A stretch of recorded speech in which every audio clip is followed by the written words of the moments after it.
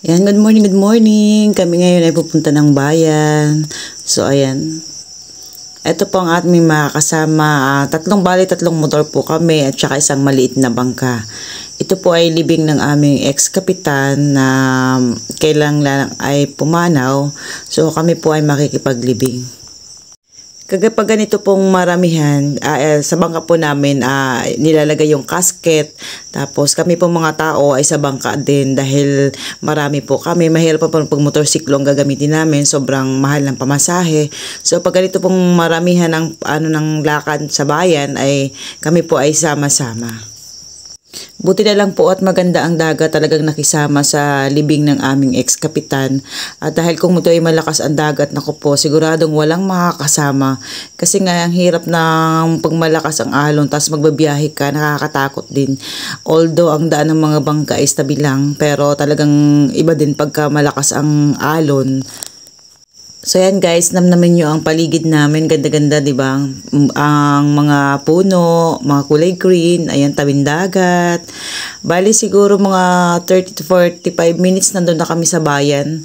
Oo, kasi kailangan nauuna kasi yung casket na nang namatay. So hindi kami pwedeng magpabilis, kailangan nasa likod lang kami. Ganun kasi ang mga pamahiin.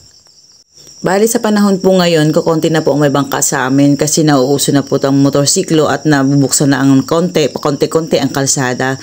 So, yung nabawasan na nila yung mga bangkang di motor, ang karaniwan na binibili nila yung mga motorsiklo, mga ganun. Kaso nga lang, hindi pwedeng pangmaramihan, puro isa-isa lang ang sakay. Sa totoo lang po, ako po talaga matagal lang hindi nakakasakay ulit sa motor na di bangka. Lagi po ako nakamotorsiklo.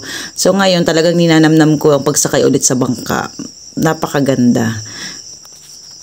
Alam niyo ba guys, dati talaga nung makabataan namin, sakayan itong bangka. Talagang pag malakas ang dagat, hindi ka makakapunta ng bayan.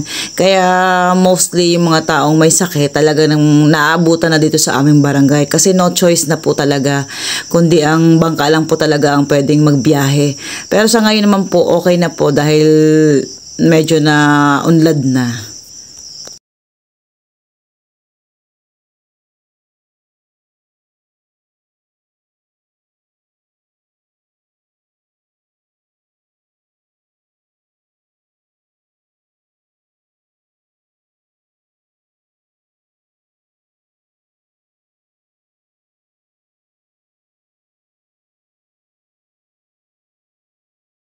Ayan, ito na guys, nakikita nyo na ba? Nakikita ko, ayan, ang aming bayan. Bayan ng Paula.